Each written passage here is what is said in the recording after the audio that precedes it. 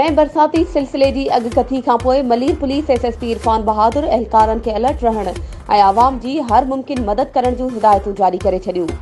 मवासिलाती बरसात की सूरत में एहलकार आवाम की मदद लाइ इंतजामात मुकम्मल करे वरिता।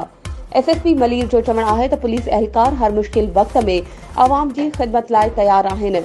बरसात में आवाम की मदद लाइ ऑफिसर ऐं एहलकार मुख्य शाहराहनि ते मौजूद रहंदी। मलीर नदी नालन ऐं ॿियनि नदियुनि वेझो आबादियुनि जी पुलिस निगरानी पिण कंदी। डिस्ट्रिक्ट पुल मलीर में तमाम एसएचओस पंहिंजनि इलाइक़नि जी सूरत हाल खां आगाही ॾींदा।